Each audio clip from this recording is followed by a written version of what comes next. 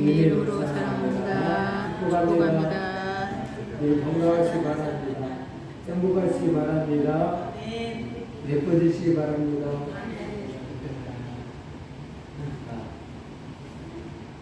이 모든 것들은 누구로부터 오냐라는 것이 중요한데, 우리의 모든 삶은 오직 예수님을 통해서만 온다는 사실이에요. 그래서 예수님을 통해서 온다는 사실을 믿는 믿음이 우리 안에 있었을 때에 기적이 일어나는 거예요. 행복이 오는 거고요. 예수 그리스도의 은혜와 건강이 오늘도 여러분에게 충만하기를 바랍니다. 주님의 은혜가 충만했을 때 일어난 기적들이죠. 그런데 안타깝게도 이 주님의 은혜가 임한 이때에도 이 악한 것들은 늘 역사를 해요. 그래서 악하지만 이 악한 때에도 오늘 우리들의 삶이 있다라는, 그래서 악한 때 성도의 삶은 어떻게 해야 할 것인가 라는 거예요. 시대적인 삶을 바라봤을 때에 오늘 이렇게 생각해 볼게요. 얼마 전에 서천에서 불이 났어요. 서천에서 불이 나서 상인들은 울고 불고 난리가 났어요. 왜? 생활의 토종이 사라져버렸기 때문에 난리가 났어요. 그런데 그때 정부에서 온 사람들이 있어요. 여러분들이 너무너무 잘 알고 있는 한동훈이라는 사람이 있었고, 또 윤석열 대통령이라는 분들이 왔죠. 이분들이 와서 한 일이 뭐냐라는 거예요. 이분들이 와서 생활 표정이 다 빠져버렸구나. 이걸 어떻게 해야 될까? 거꾸로 시켜서 주민들을 산적처럼 해야 되겠지. 이런 마음 가지고 왔을 거예요. 그러나 정작 중요한 것이 뭔지를 이들은 잘 몰라서, 그래서 여러 가지 얘기를 들었지만 본질을 잃어버린 이 사람들의 모습을 볼 수가 있어요. 그래서 TV에서 언론 매체에서 둘이 화해하려고 왔냐, 뭐 하려고 왔냐, 등등등 얼마나 시끄럽겠는지 몰라요. 이들이 여기 왔을 때는 무엇을 해야 되냐면, 이 본질을 잃어버리지 않고 시민들의 마음을 헤아릴 수 있는 마음이 있어요. 시민들의 마음. 근데 안타깝게도 이 시민들의 마음을 헤아릴 수 있는 마음이 없고, 안타깝게도 잘 됐는가, 안 됐는가, 불이 얼마나 탔는가, 이것만 보고 가버렸잖아요. 그래서 시민들이 울기를 토하면서 우리를 만나주지 않고 갔다고, 왜 우리 보는 여기서 기다리려고 여기 만나주지 않냐, 등등등 하면서 얼마나 화를 냈어요. 본인은 시민들의 마음을 보느냐 않는 그런 마음이에요. 위로하는 마음이 있어야 돼요. 거기까지 가서 이들의 마음을 위로해줘야 되는데, 이들은 없고 상관만 쳐다보고 갔다. 그리고 빨리 복구를 시켜라. 이야기는 너무너무 안타까워. 그래서 오늘 우리들의 신앙도요, 본질이 있어요. 본질. 이 본질을 잃어버리고 신앙생활 하시는 분들이 있다. 교회의 본질을 찾아서 오늘 우리들은 살아야 돼요. 교회의 본질, 신앙의 본질을 찾아서 살아야 돼요. 근데 그 본질을 잃어버린 사람들이 이 나그네 인생 속에는 너무너무 많기 때문에, 너희들은 그 본질을 잊어버리지 말고 살아라 하면서 내가 너에게 미리 가르쳐 줄게. 그때는 이런 일이 생길 거야 하면서 미리 가르쳐 준다고 하시면서, 지금은 노아의 때가 왔다라고 이야기해요. 노아의 때. 그래서 마태복음 23장 37절 39절에 이렇게 써 있어요. 합독하겠습니다. 노아의 때와 같이 인자의 마음도 그러하리라. 홍수전에 노아가 방주에 들어가던 날까지 사람들이 먹고 마시고 장가 들고 시집가고 있으면서 홍수가 나서 그들을 다 멸하기까지 깨닫지 못하였으니 인자의 임함도 이와 같으리라. 아멘. 자, 우리 주님이 이 땅에 오실 때에 대해서 이야기를 하는데 노아의 때와 같이 그렇게 올 건데 노아의 때 어떻게 했냐? 사람들이 이 후손의 노아의 군주에 들어가던 날까지도 이들을 깨닫지 못했다. 비가 와도 깨닫지 못했어. 하루 이틀 3일 비가 와도 깨닫지 못했어. 물이 차기 시작을 해요. 근데 다 멸하기까지 깨닫지 못하였으니 나도 그렇게 올 거야. 그렇게 깨달음 없을 때 올 거야. 라는 거야. 그래서 오늘 우리들도 깨달음 없으면 노아의 때에 있던 사람들처럼 그렇게 살다가 죽는다. 깨닫지 못하고 살다가 죽는다는 거야. 오늘 저와 여러분들은 깨달음이 있어야 돼. 하나님 말씀하시면 깨달음이 있어야 돼. 그래서 그 깨달음 속에서 움직여야 돼. 노아가 얼마나 전했을까요? 무지무지 전했을까요? 하나님이 비로 홍수로 지구를 멸하신다더라. 그래서 나에게 방주를 지으라고 말씀하셨다. 근데 그 하나님의 때가 금방일 수도 있고 낮을 수 있지만 나는 지금부터 열심히 지을 거다. 그러니 너희들도 정신을 차리고 하나님의 때가 임하기 전에 회개하고 돌아서라. 회개하고 돌아서라. 얼마나 얘기해지고. 근데 웃기고 있네. 비도 안 하는데 뭔 비가 온다고 그랬어. 한 달, 두 달 비가 안 와. 왜 그래? 비 안 오잖아. 자, 그러면 그 당시로 돌아갈게요. 그 당시에는 노아의 때는 하나님이 창조하신 지구였어요.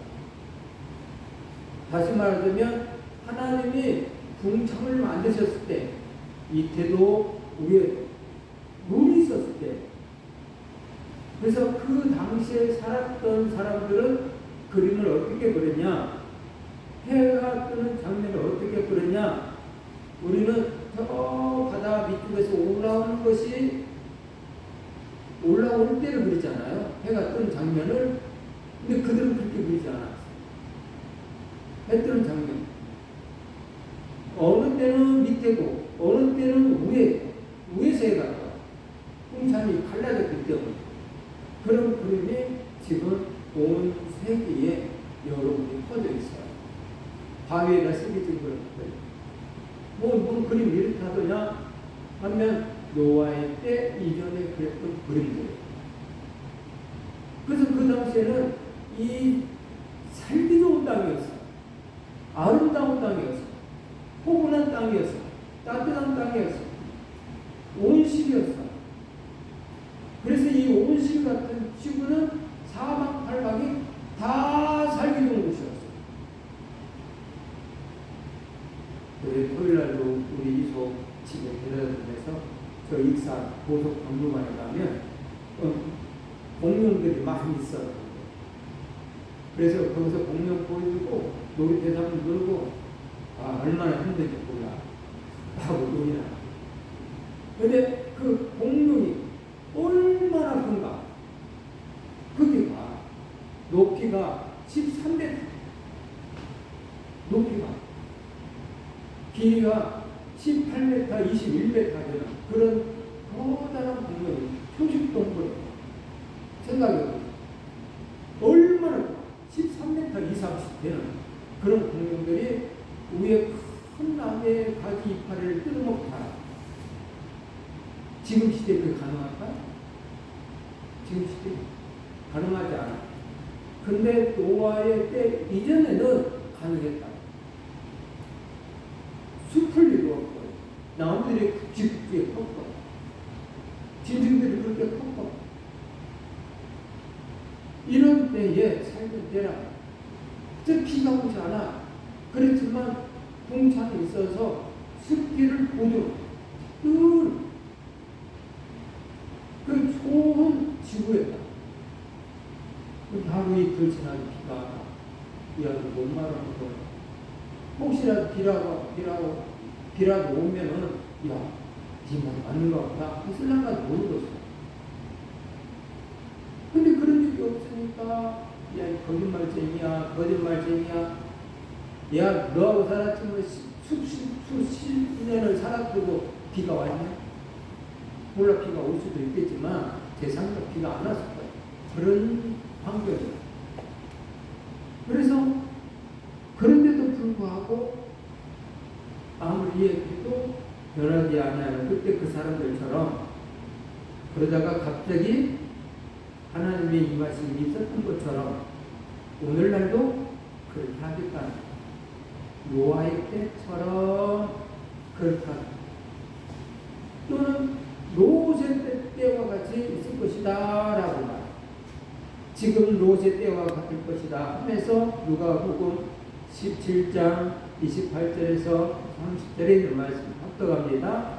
또 롯의 때와 같으리니 사람들이 먹고 마시고 사고 팔고 심고 집을 짓더니 롯이 소돔에서 나가던 날에 하늘로부터 불과 유황이 비오듯하여 그들을 멸망시켰느니라. 인자가 나타나는 날에도 이러하리라. 아멘. 롯의 때와 같이 그때도 인자가 임할 때에도 그렇게 올 것이다. 불과 유황이 비오듯 해석들 멸망시키는데도 사람들은 먹고 마시고 사고 팔고 집을 짓고 심고 이런 일 하고 오늘 똑같잖아요.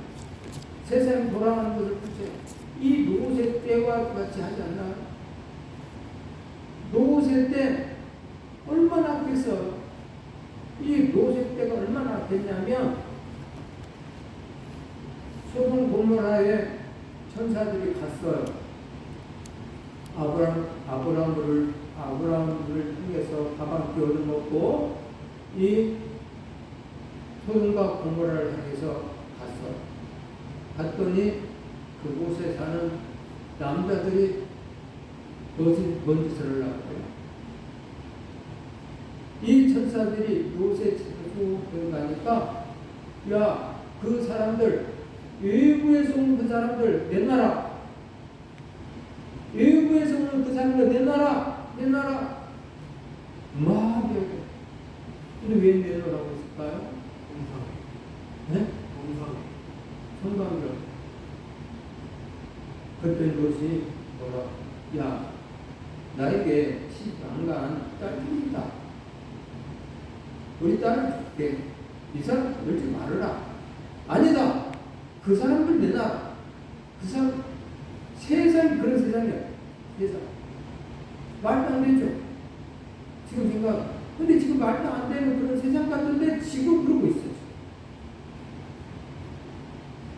지금 그런 시대라니까요. 지금 그것을 학부가 만들어서 지금 통하고 있잖아. 성에는 우리는 남자 여자 성에는 푸른 없어요.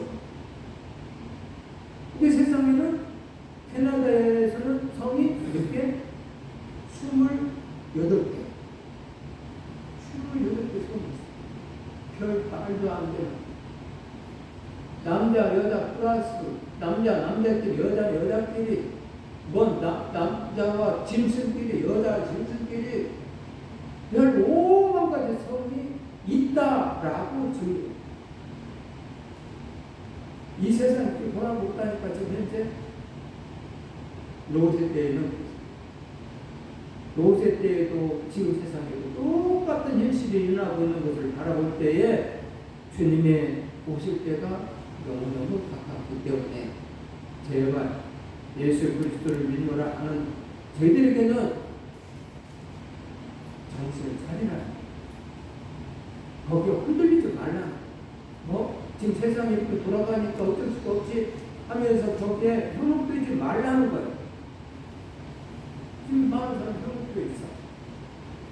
현혹돼서 교회 안에서도 그걸 가지고 이렇군 저렇군 이야기 해가지고 이건 아니다 하고 성경에 이렇게 안 돼 있다 라고 하면서 계속 말씀을 살자고 하는 부류가 있는가 반면에 때가 때인 만큼 세상이 변했듯이 이렇게 변해가는 거 아니냐 하면서 세상 속으로 돌아가는 교회도 있다.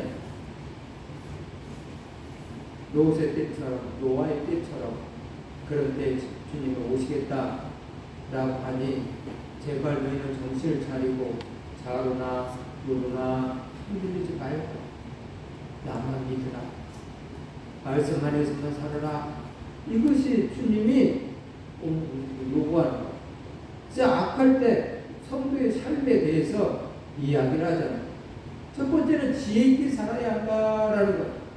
지혜 있게 살아야 돼. 이 지혜 있게 살아야 한다라고 주님은 요구하시고 에베소 5장 15절만 삽득합니다. 그러므로 내가 어떻게 행할지를 자세히 주의하여 지혜 없는 자 같이 하지 말고 오직 지혜 있는 자 같이 하여. 자, 어떻게 행할 것인지를 자세히 주의해서 생각해봐라. 이것이 지혜로운 생각이냐 이것이 지혜롭지 못한 생각이냐 한번 생각해봐라. 서천시장에 지금 불이 났단다. 그러면 네가 가서 거기서 누구를 만날 것인가를 생각해봐라. 대통령을 만날 것인지 아니면 잘 생각해봐. 네가 거기 가는 목적이 서천시장에 있는 사람들이 얼마나 힘들고 어려울까를 생각해서 그들을 위로해 주려고 가는 것인지 한번 생각해봐라. 거 가는 목적이 뭐냐? 대통령을 만나러 가는 거냐? 아니면 시장들을 위로해주러 가는 거냐? 시장들을 위로해주러 가려고 했다고 한다면 그 시장인들을 위로해 줘라. 이게 지혜 있는 것이잖아. 근데 이건 분별하지 못해서 서천시장에 많은 사람들이 생활 터전이 사라져가지고 울고 굶고 낙담하고 있는데 대통령을 만나러 가? 잘 생각해봐. 그게 지혜가 가지고 있냐? 아니다. 그러면 오늘 우리들은 어떻게 행할지 자세히 주의해서 생각이 물하는 거예요. 그래서 지혜 없는 자 같이 하지 말고 오직 지혜 있는 자 같이 하라라는 거예요. 한동훈이가 지혜 있는 자 같이 했더라면 얼마나 좋았을까. 근데 언론이 지금 세상에 그런 시대라 잘 생각해 보세요. 얼마나 세상에 이상해. 지혜 있는 사람으로서 봤어야 되는데 대통령만 붙들어가고 지금 한동훈은 아무것도 잘할 것이 없는 것처럼 생각하는 사람들이 충청도에 갔더니 한동훈이가 이렇게 돌아가요. 그쪽에는 젊은 사람들은 이렇게 하고 있더라. 근데 내가 봤을 때는 이 사람 정말 똑똑하게 똑똑한데 이 마음에 심령이 무덥게 살아있을까? 대통령만 뜯어갔지만은 한동훈이도 가서 뭐 신장 상인들 많아서 위로해줬더라 그럴 수가 없어. 그 한 사람도 위로해줬더라 이게 있어야 되는데 내내 눈이 오니까 바깥에서 추워서 벌벌 떨면서 기다렸다가 대통령 오니까 90도 밖으로 저러라고 만나서 있다가 갔잖아. 둘이 기차 타고 갔잖아. 근데 대통령 오는 데까지 한동훈 언론은 참 무서워. 그래서 지혜 있는 사람들은 다 바라볼 수 있는 눈이 있어야 돼. 그 눈이 없으면 지혜 없는 사람들은 살 수가 없어. 그래서 지혜 있게 살아야 한다라는 거예요. 잠언 9장 10절 말씀 합독합니다. 여호와를 경외하는 것이 지혜의 근본이요 거룩한 자를 아는 것이 명철이니라. 여호와를 경외하는 것이 지혜의 근본. 그래서 늘 하나님 아버지를 경외해요. 하나님 아버지를 생각할 때에 정말 두렵고 떨리는 마음이 있습니까? 그런 마음이 없다면 하나님 경외하는 것이 아니에요. 이 경외라는 말을 거기에 두고 생각을 하면서 나는 하나님을 경외하나? 이거보다 더 무서운 건 없나? 생각해보니까 하나님 앞에 기도하지 아니하는 것은 하나님 경외하는 자유더라고요. 그런데도 우리의 마음이 아무렇지도 않고 있다라고 본다면, 야, 이거 보통 무서운 것이 아니구나. 하나님 앞에 기도하고, 부탁하고, 의지하고, 또 매달리고, 또는 감사하다고 하고 그래야 되는데, 그런 것이 하나도 없어. 그런데 내 마음에 아무렇지도 않고 삶을 살고 있다. 이거 보통 심각한 일이 아니더라, 이 말. 혹시 여러분들의 마음에도 그러고 있지는 않습니까? 기도를 안 하는데도 아무렇지도 않습니까? 예배를 드리는데도 하나님의 경외하는 데서 예배를 드려야 됩니다. 몸과 마음과 뜻과 정성을 준비를 해서 드려야 됩니다. 그런 거 없이 습관처럼 끊이지 않습니까? 참 힘든 일인데 그래도 지금까지 지켜왔으니까 하는 말인데요. 제 가슴 여러분들에게 하나님 앞에 예배하는 데는 몸과 마음과 뜻과 정성을 들여서 예배를 드려야 됩니다 하면서 그때 오래된 얘기예요. 하나님 앞에 열하게 오십시오. 깨끗한 옷을 입고 단정하게 하고 오십시오 라고 하면서 저도 그렇게 하겠습니다 하고, 그때 그 후로 계속 지금까지 주일날 아침이면 여지없이 깨끗이 목욕을 하고 단장을 하고 깨끗이 빨아놓은 옷을 입고 그러고. 근데 어느 때가 있냐? 추울 때가 있냐?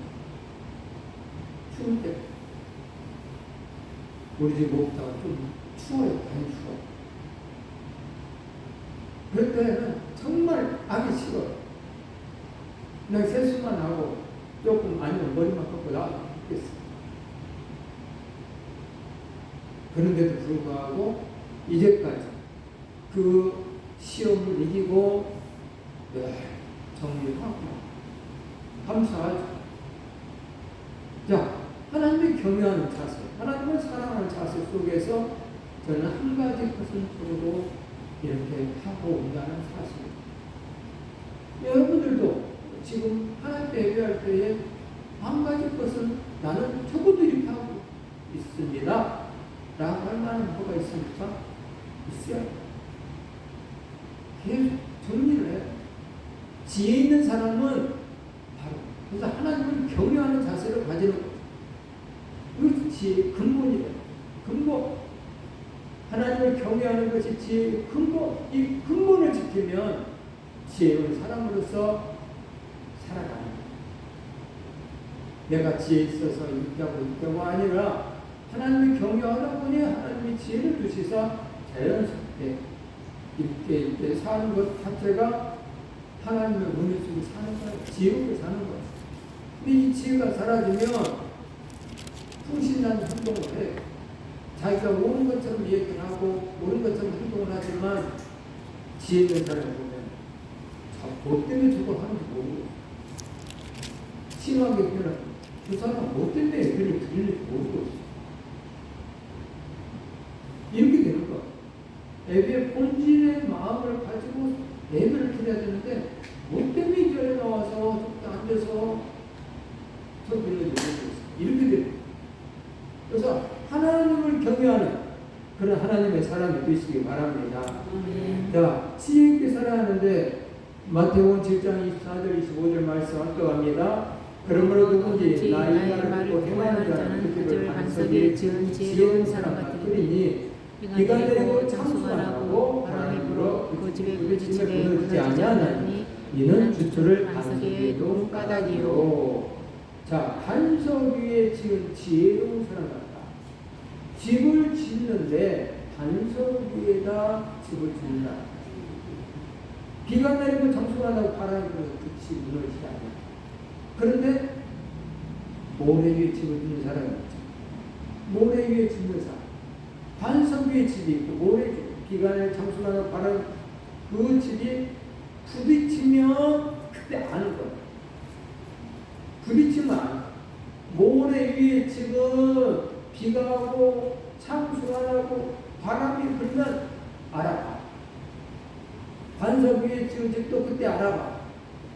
그러면 비가 내린다라는 것을 생각해 볼 때에 오늘 저와 여러분들의 삶 속에 쾌락의 단비가 왔다고 생각해 보세요.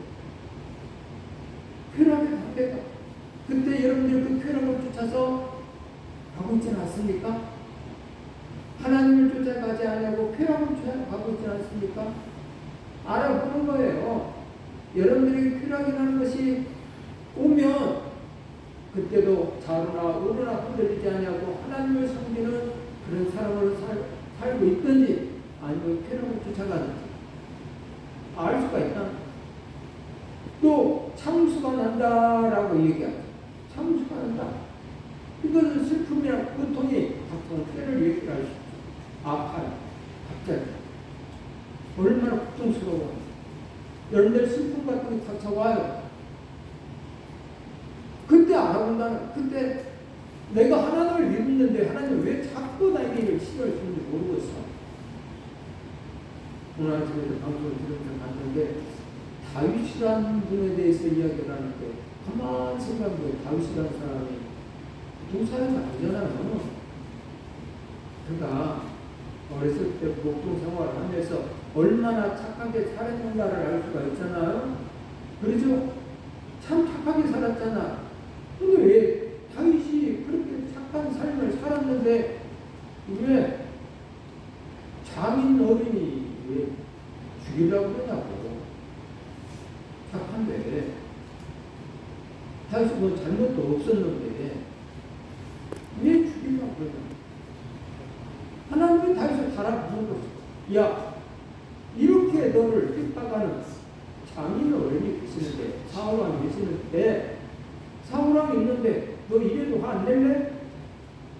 이래도 가만히 있을래? 하나님 달아부은 거죠.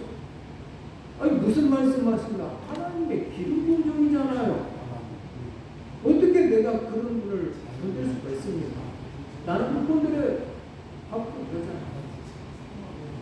근데 다윗왕이 학교 무당을 살아있죠?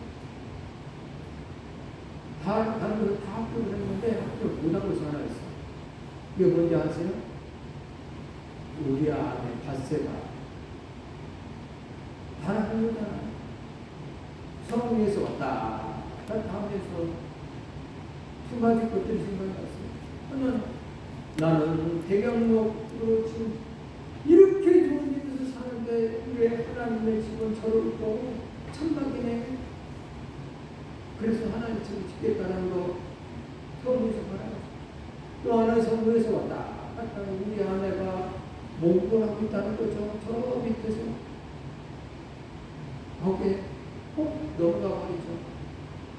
꼭 넘어가서 우리 아를 죽이잖아. 근데 그에 두면서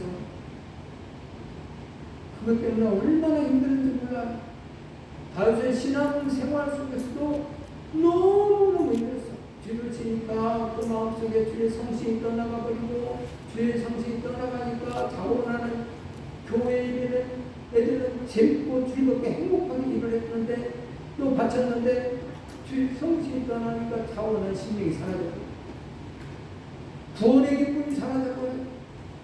미치겠는 거야. 하나님이 살아계심을 알긴 아는데 이건 나네. 이렇게 행복했었는데 왜 지금은 욕지로 맞은 곳에서 왔다 갔다 하는가? 뭐라고 할까? 그래서 하나님 제발 내 마음속에 주의 성신을 거두지 마옵소서. 주의 성신을 거두지 마옵소서 하고 눈물로써 내가 너무너무 힘들어서 시큰하니까 눈물을 펑펑 흘리면서 기도를 하고 후회를 하는데 내 심장이 그냥 너무 많이 젖어서 바닷물 같습니다. 물에 둥둥 떠 있는 것 같이 내가 그렇게 기도하고 있습니다. 그러니 하나님 아버지 저를 불쌍히 여기소서, 불쌍히 여기소서. 주의 성신을 거두지 마세요. 간절히 기도하자. 오늘 저와 여러분들이 어딘지 모르게 여러분들에게 슬픔이, 고통이 다가올 때 어떻게 할 것인가? 창조가 왔을 때 어떻게 할 것인가? 그때 하나님 아버지는 꽉 붙들 것인가? 숨을 꽉 붙들 것인가? 아니면 잊어버리고 살 것인가? 여러분들 그죠? 비가 내고 창수가 왔을 때에 여러분 또 하나는 바람이 분다라고 얘기하고 있어요. 바람이 분다. 이 바람이 분다라는 것은 흉흉해지는 이 세상을 바라보시면 이거 저기서 어느 게 보면 바람들이 들어와. 어떤 소문의 얘기가 들어와.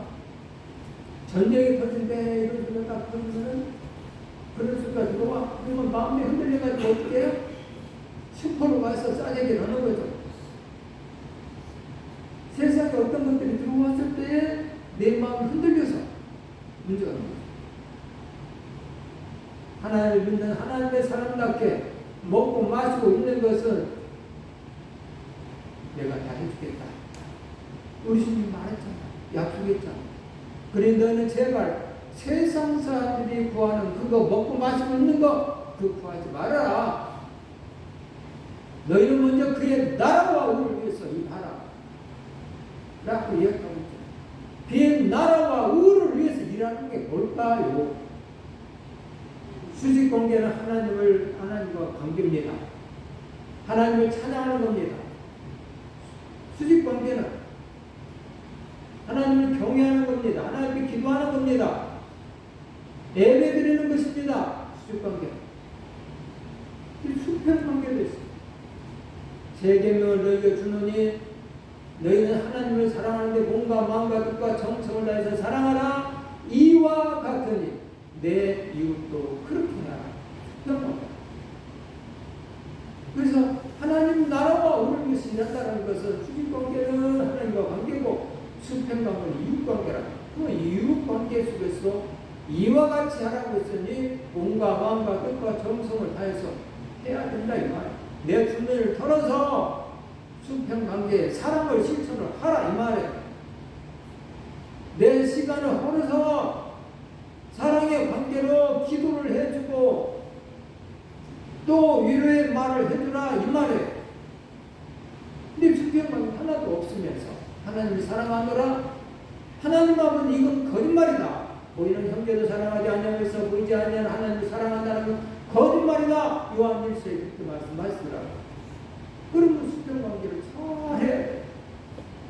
내 주머니 털어서 내 시간, 내 재능을 총동원해서 수평관계를 잘 이루어야 돼.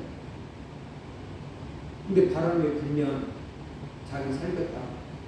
아들 난리가 나잖아. 이라크하고 시리아하고 전쟁이 터졌다고 말이야. 우크라이나 있는 아이들을 위해서 죽다 그리고 국토방송 많이 나와. 우리 도와야 돼. 얼마나 힘들겠어. 그들의 삶이 먹고 갈 수 있는 것은 생수가 얼마나 힘들겠어. 우리는 자꾸 넘쳐나지. 자꾸 넘친다. 이것을 조금만 주에서 하나님 이런 일을 한다고 해도 하나님 기뻐하실 거야. 근데 아예 그렇지 않다. 이것은 조금 수평관계, 하나님의 계획을 어기는 관계다. 좀 심각하게 생각해야 오늘 좋아요. 정말 심각해. 가난한 내 인숙이 하는 것이 곧 내게 하는 것이다. 주님 말씀했거든. 주님께 하는 거라. 주님께 보이는 것이다. 바람이 불고 창수가 나고 비가 내리고 이게 닥쳐오면 그때에 그 사람의 믿음이라는 것을 알 수가 있다 이 말. 쾌락에 쫓아오면 휑한 힘들하고 쫓아가는 삶, 이게 비가 내렸을 때, 창수가 났을 때, 여러분들이 고통했을 때, 답답할 때에, 어려운 일이 생길 때에 왜 하나님 이러십니까? 하면서 들어. 이거 믿음이 굳게 쓰지 아니했을 때 일어나는 삶. 바람이 불 때도 세상에 흉흉한 것들이 들어올 때도 우리는 하나님 믿는 하나님의 사람이라 이 가운데서 하나님 지켜줄 예수님이 나와 함께 하시니 내가 왜 두려워하리요? 제자들이 이런 생각만 가졌다고 한다면 갈릴리 바닷가에서 풍랑이 일었을 때 선생님 우리가 죽게 됐나이다. 우리를 돌보시지 아니하시나이까 하면서 배고프면서 정말 너무 피곤해서 주무신 예수님 경제 안 했을 거예요. 믿기만 했다. 다녀도 믿지 아니하는 믿음이 있으니 예수님 떠날 수밖에 없는. 그리고 바다야 잔잔하라 바람아 멈춰라. 도대체 이분 누구길래 파도가 바람을 멈추게 한다는 거야. 이 짓을 제자들이 한 소리야. 3년 동안에 따라다녔던 제자들이 입에서 나온 말이야. 제대로 알지 못하는 믿음 생활하고 있는 것이죠. 지혜 있게 살아야 한다는 거예요. 그래서 지혜 있게 마태복음 24장 45절 말씀 합동합니다. 중성되고 지혜 있는 종이 되어 주인에게 그릇 사람들을 맡아 때를 따라 양식을 나눠줄 자가 누구냐? 지혜 있는 종은 때를 따라서 양식을 나눠준다. 지혜 있는 종은 때를 따라서 여러분들에게 주신, 저와 여러분들에게 주신 물질이 있고요, 재능이 있고요, 시간이 있어요, 또 권세, 명예라는 것이 있어요. 누구에게는 준 것들이 있다고요. 근데 이것을 때를 따라서 이 사람에게서 이걸 나눠주고 저 사람에게 저걸 나눠주고 병원에 있는 사람에게는 위로의 말을 전해주고 또 양식이 없어 굶주린 사람에게는 빵을 사주고 밥을 사주고 도움의 손길을 나눠주는 그런 자가 충성된 종이라고 이야기를 합니다. 여러분들 얼마나 충성된 종이냐? 저와 여러분들은 생각해봐요. 난 하나 때 뭘로 충성된 종인가? 물질로 충성된 종인가? 아니면 시간으로? 제 입장에서 야 너는 뭘로 충성된 종이냐? 시간으로 충성된 종이냐? 야 너는 성상교회 목회자지 않냐? 양들을 위해서 얼마나 기도했냐? 양들을 위해서 얼마나 생각했냐? 생각 안 했으면 너는 충성된 종이 아니야. 여러분들이 똑같은 하나님의 질문이 간다 본다면 답변을 해야죠. 양식적으로 우리 김철 교사님이 아파서 병원에서 입원했는데 제가 몇 차례 못 가봤어요. 일행적인 핑계를 보여요. 근데 2달 동안 입원했는데 그치? 양심이 찔려. 양심이 찔려. 양을 얼마나 불만이냐? 그 사람은 와 정말 또 얼마나 감사한 거예요. 어제 너무너무 반갑게 맞이하고 이야기하고 싶어. 이 양심을 봐라. 오늘 저거 여러분들 생각해보는 거예요. 저나 여러분 똑같이 생각을 해야 돼요. 충성된 종이 되어야 되기 때문에, 충성된 제자가 되어야 되기 때문에, 자녀가 되어야 되기 때문에 서로 사랑하는 관계를 맺어야 됩니다. 그게 없으면 안 됩니다. 절대 안 돼요. 지혜 있는 자의 삶이 필요한 거예요. 로마서 16장 19절 말씀 합독합니다. 너희의 순종한 모든 사람에게 들리는지라. 그러므로 내가 너희로 말미암아 기뻐하노니 너희가 선한 데에 지혜롭고 악한 데에 미련하기를 원하노라. 로마서 지금 사도바울은 야 내가 너희들에 대해서 듣고 있는데 너희로 말미암아 내가 정말 기분이 좋다. 왜냐하면 너희가 선한데 지혜롭고 악한데 미련한 그런 삶을 살고 있으면 내가 너무너무 기분이 선한 일에 열심히 한다는 소리 듣고 있으니까 너무 좋다. 형제가 사랑한다라는 그 표현을 하고 있으니 너무 좋다. 실제로 그래요. 실제입니다. 저도 여러분들이 선한데 지혜롭게 삶을 살고 있다는 소식을 들으면요 속에서 막 너무 좋아요. 김시고사님과 전화가 왔습니다. 소원하면 내가 좋아요. 내가 좋다니까요. 그런 소리 들렸을 때 선한 데 치를 거 악한 데 제발 밀어내. 악한 데는 밀어나시고 선한 데는 지혜로운 하나님의 사람을 지어서 주님을 기쁘시게 하시기 바랍니다. 네. 자, 지혜 있게 살아야 한다라고. 두 번째는 세월을 아끼며 살아야 한다라고 이야기하고 있어요. 세월을 아끼며 살아야. 오늘 저 세월을 아끼라는 말은 오늘 에베소 5장 16절 말씀에 그러죠. 앞서 갈까요? 세월을 아끼라 때가 악하니라. 오늘 저와 여러분들에게 똑같은 시간을 주었어요. 똑같은 시간을 주었다니까요. 근데 어떤 사람은 세월을 아껴. 어떤 세월을 그냥 두루뭉실 떠내보내. 아이고, 오늘도 세월이, 오늘 시간이 왜 이렇게 길었는지 모르겠어. 근데 어떤 사람은 시간이 이렇게 짧아. 할 일도 많고. 그런데 왜 이렇게 시간이 짧아? 일을 할 때도 그래. 내 몸에 2개가 되었으면 좋겠다. 3개가 되었으면 좋겠다 하면서 이 세월 속에 짧은 사람이 있는 반면에 어떤 사람은 길어서 틀어져 있어. 시간이 남아 돌아. 아무 생각도 없이 그냥 살아.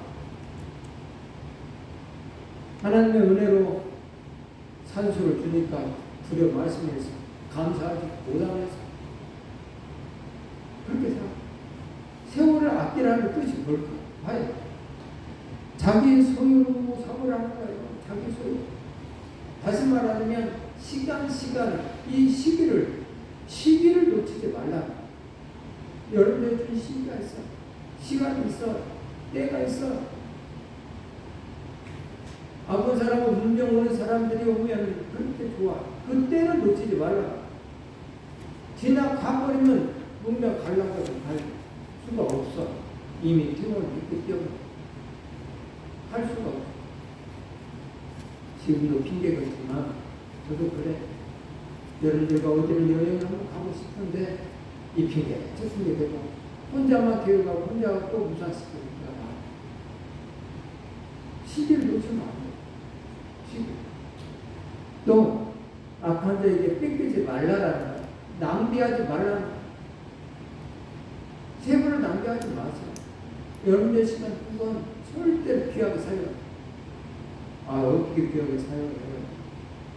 하나님도 여러분들에게 정말 귀하고 정말 능력있고 정말로 사랑있고 말씀들이 하나가 있는데 여러분들이 그 세월을 놓지 말아요.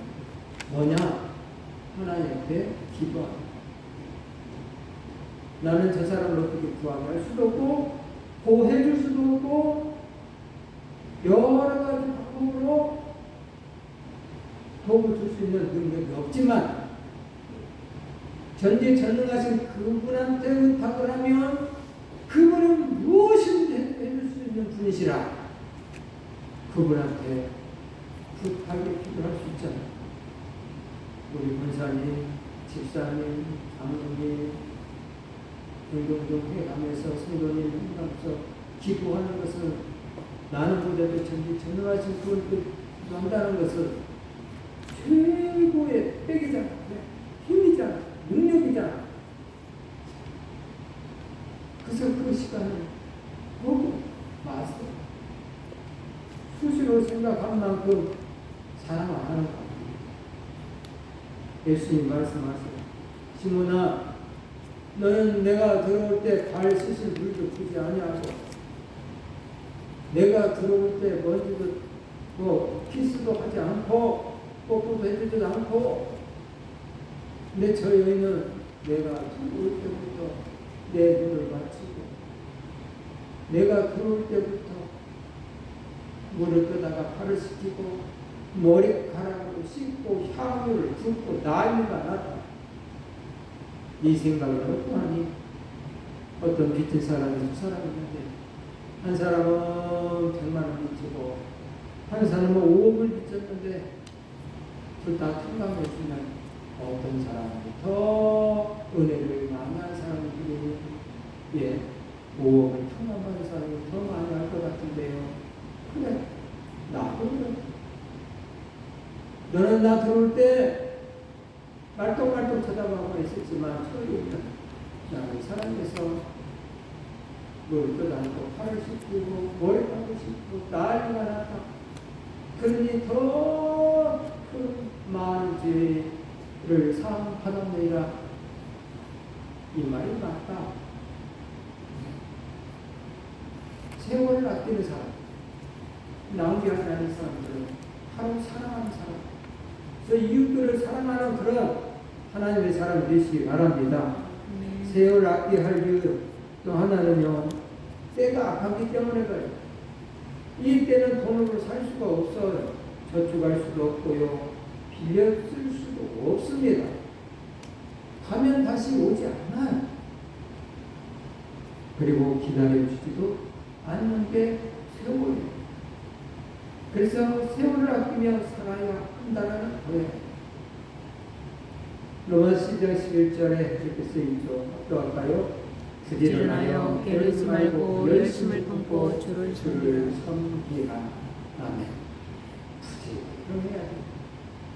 게으르지 말고 열심을 품고 주를 섬기라. 열심을 품고 이웃을 섬기라. 그게 주를 섬기는 거예요. 오늘 저와 여러분이 이런 사람이 세월을 아끼는 사람이죠. 그래서 세월을 아끼며 살아야 한다라고 가르쳐 주고, 세 번째는 주님의 뜻을 따라서 살아야 한다는 거예요.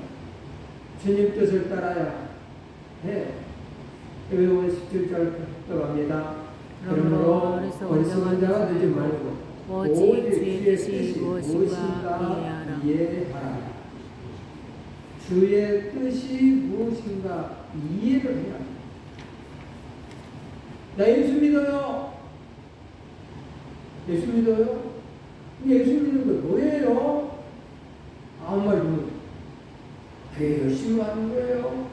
예배 드리는 거. 그럼 예배는 어떻게 드려야 돼요? 왜? 자리에 안 빠지고 드려야 되는 거잖아요. 이런 비범죄가 진린 것 마냥 주의 뜻이 무엇인지를 알아야 되는 거예요. 예배요? 예. 몸과 마음과 뜻과 정성을 들여서 드리라고 했어요. 그래서 내 몸을 깨끗이 정갈하게 씻고요, 내 마음도 한순간의 삶 속에 그걸 미워했던 그런 마음들을 필기하고 깨끗하게 바꿔요. 또 내 뜻은 내 뜻을 위해서 하나님을 위해 사는 게 아니라 이제는 내 뜻을 주님께 내려놓고 주님의 뜻대로 사는 종이 되기를 원하는 마음으로 예배자의 자세로 가서 하나님께 예배하는 겁니다. 네, 이제는 예배합니다. 이 말은 이제부터는 하나님의 뜻대로 살겠습니다. 이제부터는 하나님의 종답게 살겠습니까? 나는 없습니다. 주님만 있습니다. 이렇게 돌아서는 거예요. 이게 예배예요. 그래서 예배하는 자는 삶의 예배가 되는 거예요. 주의 뜻이 무엇인가 이해하는 삶. 그러면 이렇게 표현해 볼게요. 주의 뜻이 무엇인가 이해하라. 장년표가 항상 알아. 뭐라고요? 항상 오래 구하라. 장년표가 항상 구하라. 기뻐하라. 오늘 헌신 예배 구역 이름은 기쁜 구역. 뭔 구역? 기쁜 구역. 기쁜 구역. 야, 다시 말할게요. 주의 뜻이 무슨 게 아니라 항상 기뻐하라. 아하, 그러면 항상 기뻐하는 삶을 살아야 됩니다. 하고 사는 거예요. 내 슬픔이 없어요. 근육 없어요. 여 없어. 두 가지는 항상 있잖아.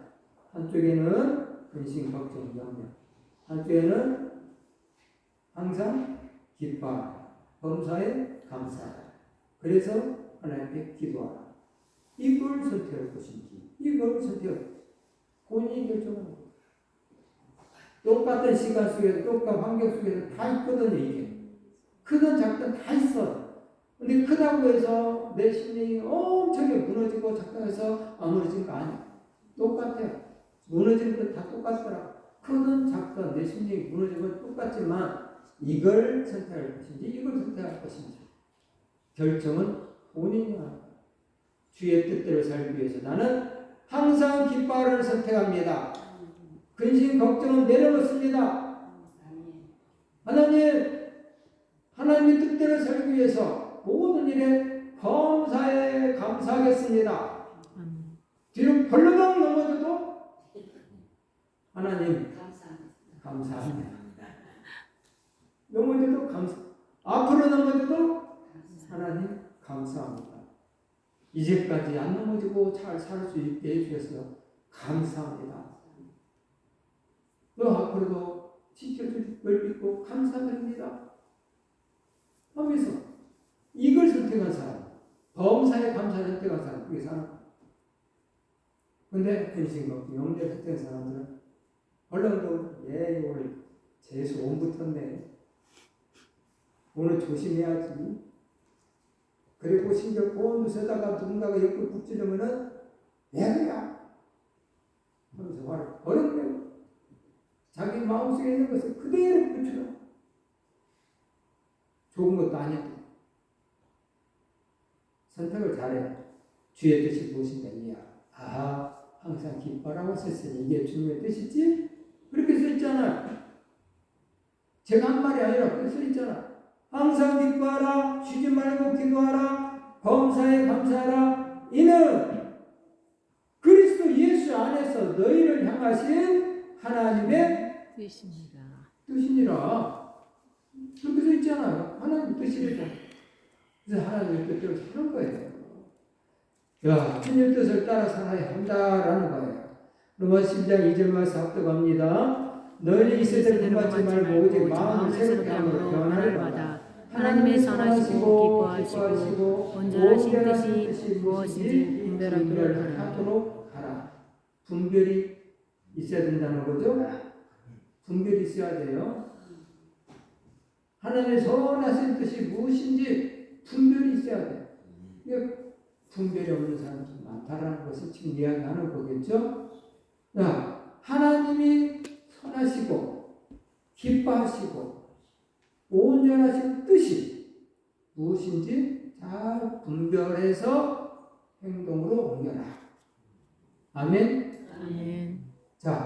하나님이 선하시고 기뻐하시고 온전한 뜻이 무엇인지 잘 분별하셔서 행동으로 꼭 옮기시기를 주님의 이름으로 축복합니다. 아멘. 축복합니다. 아멘. 항상 뭐하라고요? 기뻐하라. 이게 주님의 뜻이래요. 쉬지 말고 기도하라. 범사에 감사하라. 이게 주님의 뜻이래요.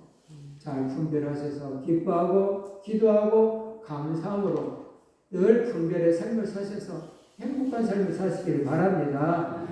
주님 뜻을 따라 살려면은 어떻게 할 것인가? 예배에 충실해야 된다는 거예요.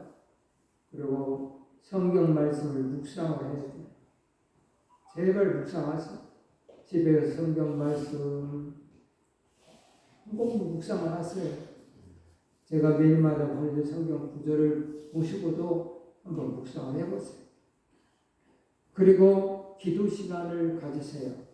늘 기도 시간, 묵상의 기도 시간도 있고요. 또 큰 소리로 기도하는 시간도 있을 거예요. 어쨌든 기도 시간을 가지세요. 그리고 우선순위가 무엇인가 잘 분별해서 실천하시기 바랍니다. 그리고 인내에 충실하는 종이 되시기 바랍니다. 오늘부터는 주님의 자녀고 제자고 종이니까 임무에 충실을 해야 됩니다.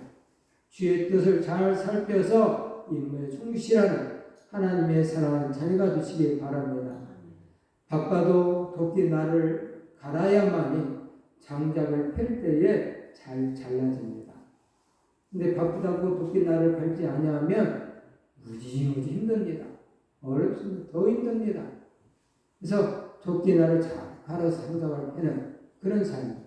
주님 뜻을 따라 살려고 하는 사람들은 꼭 그렇게 하니까 지혜 있게 사시고 세월을 아끼시고 주님 뜻을 따라 아름답게 사는 우리 성산의 공주들이 오늘 이 시간에 있는 자녀들이 되기를 주님의 이름으로 축복합니다. 아멘. 축복합니다.